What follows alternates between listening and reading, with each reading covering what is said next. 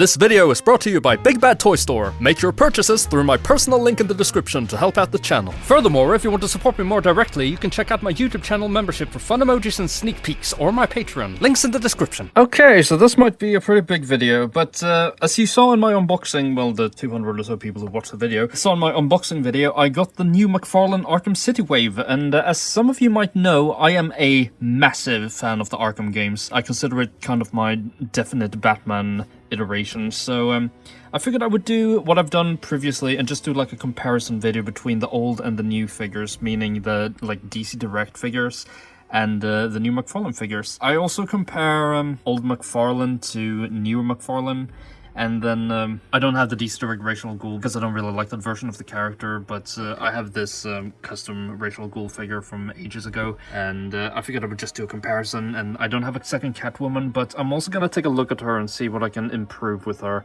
And then finally, Harvey here is just for the size comparison. Yeah. Oh, and Croc here in the background here will also get a little compare. But anyway, let's start off with the things that take up the most space. So I think we start with So let's take a look at Batman here. So I don't actually have the original head for the Arkham Asylum Batman over here. This is my custom Mattel head that I've kind of hung on to for years. And here's the Arkham Knight Batman, which I consider to be my definite Batman figure.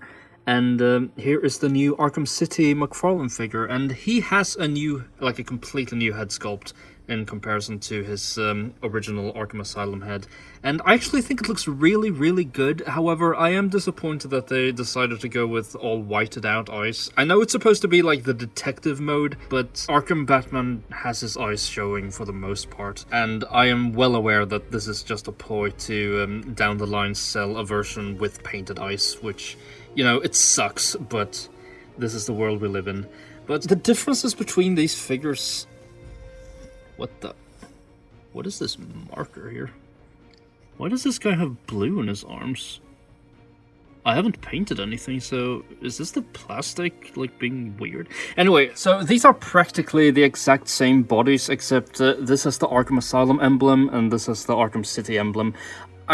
I'm quite fond of the Arkham Asylum emblem, to be honest. I think it looks a bit more unique and eye-catching rather than this one. The gloves are also different. Well, the forearm panels are different. In Arkham Asylum, it was more like simple armor, and in Arkham City, it's kind of a bit more techy. I think the armor looks really cool. I really like the metal paint job they did for it. It's got a nice metallic dry brush.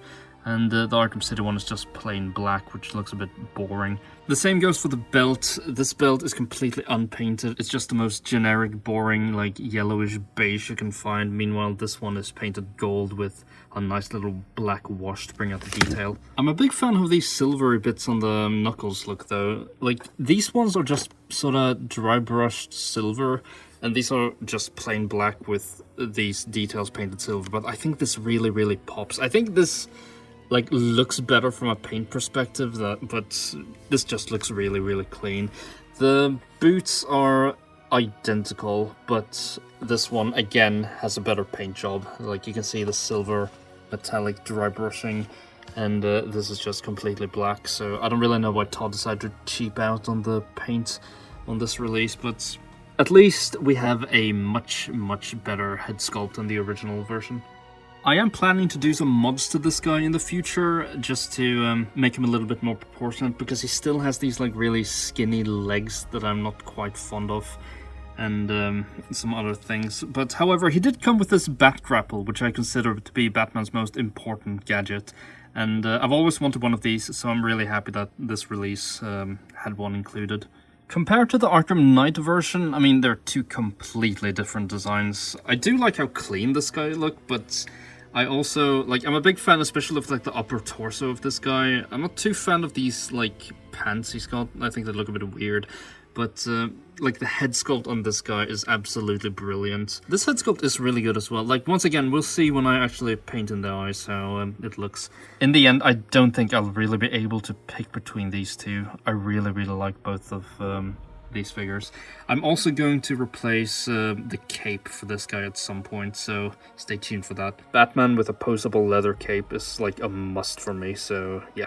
So, next up is Selena, and I think just standing her next to my other female figures in this line, this is obviously a custom Poison Ivy figure because there was never really a good Poison Ivy figure made. McFarlane, make one! Anyway, I think... Wait. Okay, so this entire, like, ball thing is actually sculpted with the pattern. That's kind of interesting, actually. Considering how this is, like, laid up, this should be really, really easy to shorten. I think I could just, like, cut off a section, like, here, so, and just take off, like, half an inch of her, and then she'll look really good, because these legs are, like... Look how long these legs are in comparison to her torso. It just looks really strange. I really, really don't like this diaper piece. I think... The thing is, I don't know what I'm working with underneath here, so is there a way to maybe... I'm gonna try to heat the legs up and remove them, and then I'll see what's under here. Okay, so legs are heated up, and how are these attached? Oh, I see. There's like a pin that goes in there. I think if you just pull, yeah, like so. Like so. Okay, that's that bit. So if I pull it off like this, and then we reattach the leg. Man, that is a shame. Like, she would look so good without this stupid rubber piece in the way. But I think maybe we can cut off like half of it. So we're gonna do something that's a bit risky, but you know, there's no way I was ever gonna keep it like this anyway. So you know what? I actually think maybe if we just... I was gonna just do a straight cut like here, but then I figure maybe we can use these lines to help us decide where to cut. So actually, I think it's easier maybe if the legs are on. It breaks off like around here.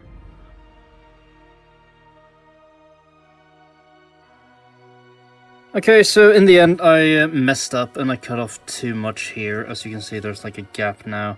I mean, it still looked like crap regardless before this. I probably wouldn't have kept her on this body anyway, but it's unfortunate that that I failed completely. But you know what? Now, because we failed, I figured we could